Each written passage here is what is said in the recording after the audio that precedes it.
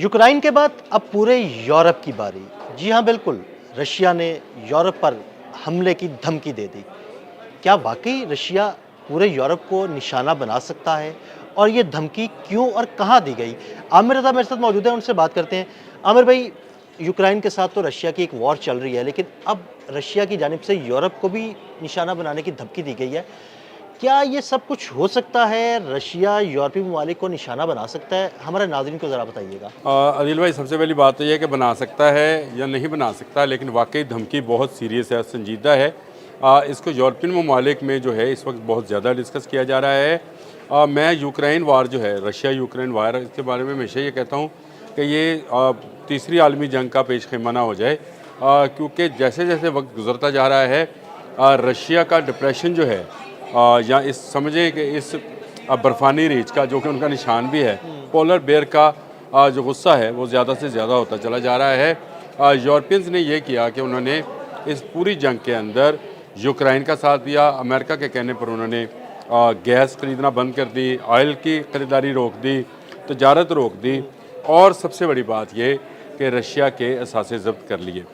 ये धमकी एक ऐसे मौके पर आई है जो कि बहुत अहम है, और मौका ये है कि अमेरिका की तरफ से एक वफ़द जाता है, और ये वफ़द जो है उसमें डोनाल्ड ट्रंप के दामाद शामिल हैं, यानी घर जवाई पे जयसोला वस्त। ये इसको इस तरह से अगर पंजाबी में हम कहें तो यही है। ये जराल्ड कोशंस है जी, जो कि इवानका ट्रंप के मियाँ हैं। ये गए हैं, और उनके साथ जो दूसरा शख्स गया है वो बहुत अहम है। वो है जो इसके साथ डोनाल्ड ट्रंप की कारोबारी पार्टनरशिप है, यानी जिसके साथ वो पार्टनरशिप करते हैं या कारोबार चला रहे हैं, वो शख्स है। तो आप इसका अंदाज़ा इस बात से लगाएं, एक उनके ख़ानदान का बंदा जो कि उनका दामाद है, और दूसरा उनका कारोबारी जो है दोस्त, जो है, या दोस्त कह लें या उसको जो भी कह लें, पार्टनर कह लें, जो भी कह लें, स्टीव वेटकोफ जो है, ये उनके कारोबारी जो हैं, वो शराकतदार हैं। इन दोनों को भेजा गया ताकि वो व्लादिमीर पुतिन से बात करें। व्लादिमीर पुतिन से ये क्या बात करते हैं, सुलह की या टैरिफ की या इस तरह की कोई बात करते हैं कि आपके साथ कुछ मज़ीद तजारती बंदियाँ लगा सकते हैं। उल्टा व्लादिमीर पुतिन ने इस मौके को अहम जानते हुए अमेरिका और यूरोप को मुश्तरका धमकी दे दी। अमेरिका को इसलिए कि यूरोप जो है वो उसके कहने पर चल रहा है, और अगर ये धमकी जो है लगाई गई है तो इसका मतलब ये है कि ये डायरेक्ट अमेरिका पर दबाव है, और दूसरा नेटो ममालिक जितने भी हैं उन पर भी दबाव आ गया है।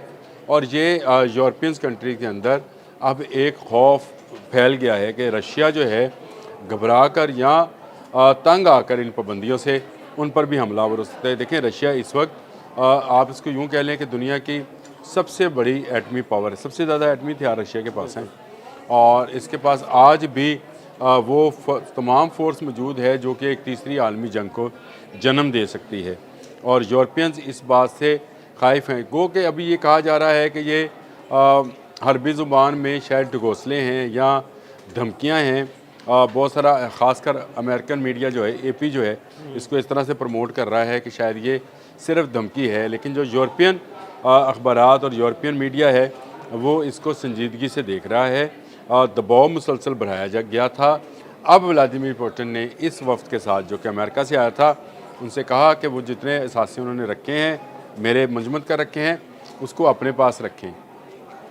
एक तरफ ये सारा मामला चल रहा था, व्लादिमीर पुतिन उनसे इस लहजे में बात कर रहे थे, और दूसरा उन्होंने कहा कि अगर यूरोप जंग चाहता है तो फिर जंग ही सही। ये ऐसे ही होता है, अगर दो मुल्कों में कशीदगी हो या दो इलाकों में कशीदगी हो तो उसमें यही कहा जा सकता है अगर आप भी जंग पसंद करते हैं तो चलें फिर जंग शुरू करते हैं।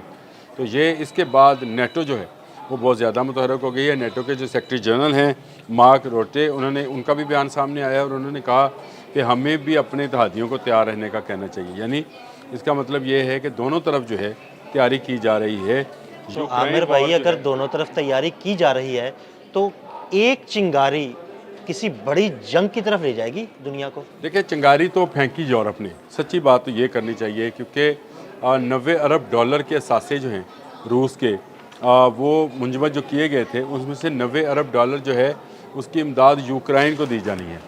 यूरोपियन यूनियन ने जो फ़ैसला किया था, अमेरिका के दबाव में किया था उन्होंने फ़ैसला कि ये जो रकम है इससे यूक्रेन में बहाली और यूक्रेन के दिफा के लिए जो है मदद फराहम की जाएगी। ये रशिया को ज़्यादा पिंच की बात कि मेरा पैसा जो कि उसने वहाँ पे मुख्तलिफ तजारती पैमाने पर इन्वेस्ट किया होगा, कंपनीज़ में लगाया होगा, यानी मेरा ऑयल पैसा है, मेरे गैस है, दुश्मन के लिए आप इस्तेमाल इस्तेमाल करने जा रहे हैं। ये वो बात है जिसको लेकर गो के अमेरिकन वफद इसलिए गया था कि वो रशिया को ये मानने पर मजबूर कर सके कि 8 जंगें बंद कराई हैं हमारे सुसर साहब ने। हाँ जी, तो और ये भी बंद कर दें, जराड तो शायद आपकी इसलिए गए मेहरबानी थे, ये बंद कर दें। जराड क्वेश्चन इसलिए गए थे, मेरे सुसर ने 8 जंगें बंद कराई हैं, 9वीं आप वाली रह गई है, ये भी बंद कर दें। लेकिन उल्टा धमकी सुनकर वापस आए हैं, ये बहुत ख़तरनाक है। देखें, मैंने वो कहा कि डोनाल्ड ट्रंप ने अपने बहुत करीबी लोग, अपना शराकतदार, अपना दामाद, 2 लोग भेजे और दोनों को व्लादिमीर पुतिन ने वो अहमियत नहीं दी जो कि देनी चाहिए थी, जिससे अमन आता है इस खत्े के अंदर। लेकिन व्लादिमीर पुतिन इस वक्त जो हैं बहुत अग्रेसिव हैं। वो एक लंबी जंग का शिकार हुए। यूक्रेन ने बारहा उन पर ऐसे हमले भी किए जिसका तसव्वुर शायद रशियंस नहीं कर रहे थे। गो कि जंग उस पैमाने पर नहीं बढ़ी, लेकिन अब जंग बढ़ने का इम्कान ज़्यादा हो गया है। देखिए, पूरा यूरोपियन यूनियन जो है वो रशिया के निशाने पर है। ये यूरोप का कोई मुल्क ऐसा नहीं है, इवन तो अमेरिका भी निशाने पर है, लेकिन दुनिया का कोई ऐसा मुल्क नहीं है जो कि रशिया के निशाने पर नहीं है। मैं आपको इसकी एक मिसाल आपको इस तरह से दूं कि जंग की तैयारी की आपने बात अभी की कि दोनों तरफ तैयारी की जा रही है, तो वाकई में तैयारी की जा रही है।